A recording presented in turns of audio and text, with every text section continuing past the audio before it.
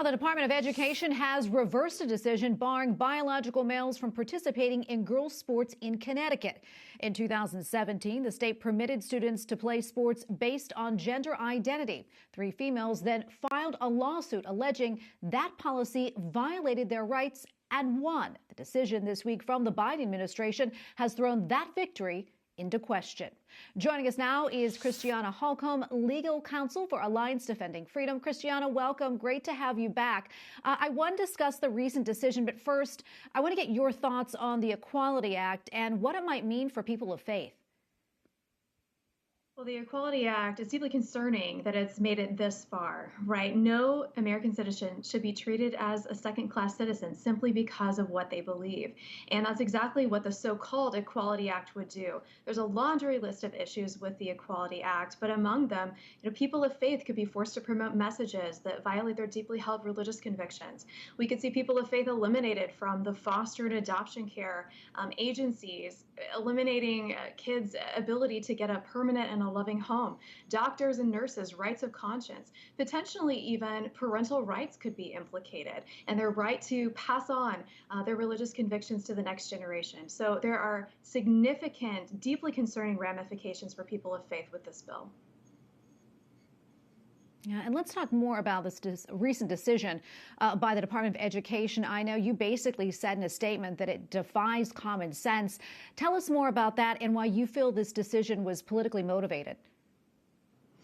Well, from the very beginning, the Biden administration has made quite clear that they're going to stand with radical activists who promote gender identity ideology over female athletes. And that's a complete about-face. It flies in the face of Title IX, which was designed to provide female athletes with equal athletic opportunities, the chance to be champions, the chance to earn those college scholarships. So we're optimistic that despite this about-face by the Biden administration, that we ultimately will prevail and restore fairness and a level playing field to women's sport.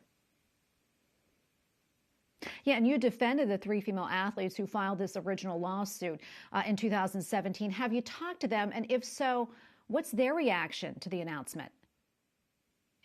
Yeah, all of them are deeply disappointed, and they find it discouraging that the Biden administration has chose to stand with activists over athletes, but they're still optimistic. We know the vast majority of the American public agrees with us that it is patently unfair to allow a biological male to come in and to dominate women's sports. Christiana, what comes next in this case? Well, actually, tomorrow we have a court hearing on a motion to dismiss, and Alliance Defending Freedom attorneys look forward to presenting our arguments to the court and our analysis of why, again, it is a violation of Title IX to allow a biological male to take away opportunities that have specifically been assigned for generations of female athletes. And wondering, for those who might be watching, wondering what they can do. What can they do? Well, it's time for Americans to stand up and to speak up. Everyone you need to make your voice heard, right? So use your platform, communicate with those who are governing our athletic associations, your state lawmakers, contact Congress. Let the Biden administration know that we will not stand for the destruction of women's sports in our country. We want to ensure that we have a future where young female athletes have the opportunity to compete in the sports that they love. Well, Christiana, thank you so much for your time. We really appreciate it. Christiana Holcomb, Legal Counsel for the Alliance Defending Freedom. Thank you again. My pleasure.